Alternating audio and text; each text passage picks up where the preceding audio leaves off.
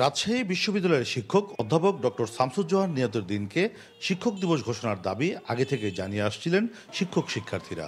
July August বিপ্লবেও শিক্ষার্থীরা স্মরণ করেন শামসুজ্জোহাকে। এবার ভিন্ন প্রেক্ষাপটে সেই দাবি জোরালো হয়েছে। 1969 সালের 18 ফেব্রুয়ারি আমাদের যে রাজশাহী বিশ্ববিদ্যালয়ের যে মেন ফটক, এখানেই মূলত স্যার ছাত্র জনতাকে ঢাল হিসেবে তিনি ছিলেন আর কি। স্যার যেটা বলছিলেন যে আমাদের ছাত্রদের গুলি করার আগে যেন সেই গুলিটা আমার বুকে লাগে। বছরের অনুপ্রেরণা আজও আমাদের অনুপ্রাণিত করে, তাই আমরা মনে করি এটা অবশ্যই জাতীয় দিবস হওয়া দরকার। আমরা তার সেই অবদানের যে একটা স্বীকৃতি স্বরূপ জাতীয় একটা শিক্ষক দিবস হিসাবে যে ঘোষণা করার দাবিটা আমরা রাখতেছি। এরই মধ্যে জুলাই আগস্ট বিপ্লবের সমন্বয়করা এই দিনটিকে শিক্ষক দিবস ঘোষণার দাবিতে স্বরাষ্ট্র উপদেষ্টার মাধ্যমে প্রধান উপদেষ্টাকে স্মারকলিপি দিয়েছেন। দাবি আদায়ে আগামীতে কর্মসূচি দেওয়ার পথে হাঁটছেন তারা। অনুকরণ করার অনেকে চেষ্টা করছে, কিন্তু জোহা স্যার একজনই ছিল।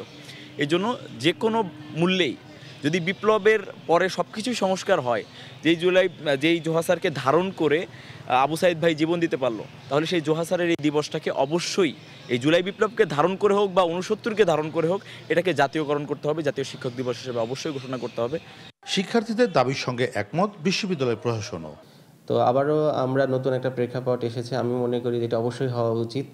কারণ জোহা স্যার শুধু রাজশাহী ইউনিভার্সিটির নয়, রাজশাহী ইউনিভার্সিটির জোহা শহীদ দিবস হিসেবে এটা পালন করে আসছে দীর্ঘদিন থেকে, কিন্তু আমি মনে করি জোহা স্যার বাংলাদেশের একটা অ্যাসেট, বাংলাদেশের গর্ব। তো সেই হিসেবে আমি মনে করি এটা একটা জাতীয় দিবস হিসেবেই এটা পালন হওয়া উচিত বলে মনে করি।